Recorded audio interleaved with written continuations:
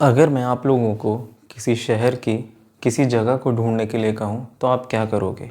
आप लोकेशन देखोगे, जैसे गूगल मैप में कोऑर्डिनेट्स। मैथ्स में एग्जैक्टली सेम कॉन्सेप्ट है जिसे हम लोग बोलते हैं कोऑर्डिनेट ज्योमेट्री। पिछले 2 वीडियो में हम लोगों ने कार्टेशियन प्लेन और टाइप्स ऑफ कोऑर्डिनेट क्लियर करा है।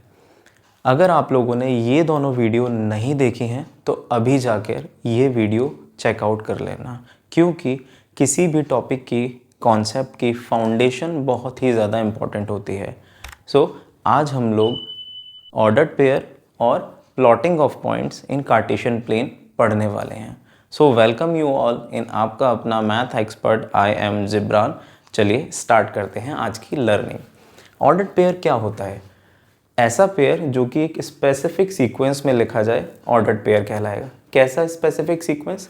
स्पेसिफिक सीक्वेंस का मैं बात करूं तो जैसे x, y। x ही पहले क्यों, y बाद में क्यों? क्योंकि ये एक स्पेसिफिक सीक्वेंस है। इस सीक्वेंस में जितने भी नंबर होते हैं या पॉइंट्स होते हैं वो ऑर्डर्ड पेयर कहलाते हैं। फॉर एग्जांपल मेरे पास एक पॉइंट है 2, 3।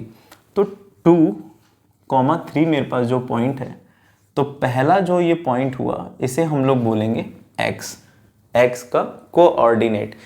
दैट मीन्स ये जो पॉइंट होगा ये हॉरिजॉन्टल लाइन पर कहीं ना कहीं लाई करेगा अकॉर्डिंग टू द नंबर।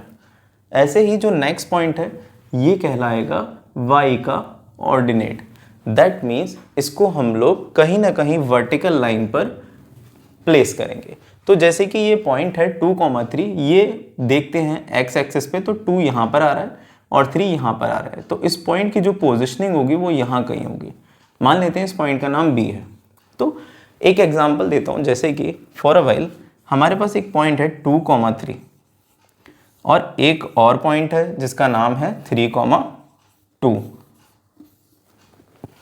ये जो स्पेसिफिक सीक्वेंस के 2 अलग अलग पॉइंट्स दे रखे हैं, क्या ये सेम हो सकते हैं? क्या इनका ऑर्डर सेम हो सकता है? क्या ये ऑर्डर पेयर में है?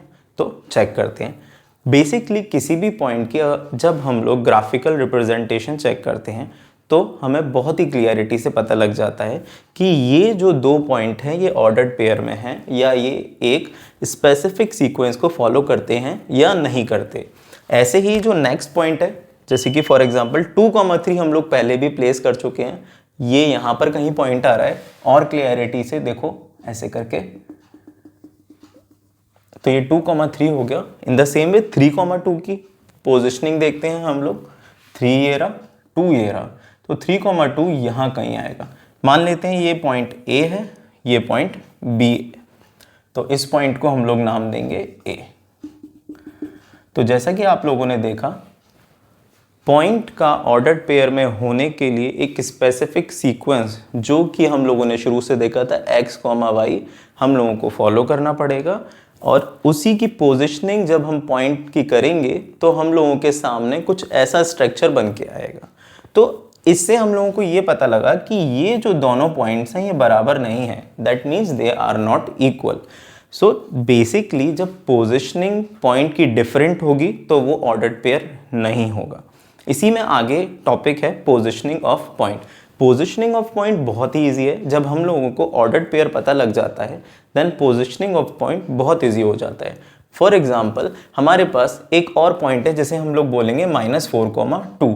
तो -4, 2 कहाँ होगा? बेसिकली -4 पहले ऑब्वियसली हम लोग x की बात करेंगे, तो x एक्सिस पे -4 देखेंगे यानी कि हॉरिजॉन्टल प्लेन पे जो कि यहाँ का ही है, और 2 देखेंगे जो कि वर्टिकल प्लेन पे देखेंगे, ये रहा। तो ये जो पॉइंट होगा ये कहलाएगा -4, 2।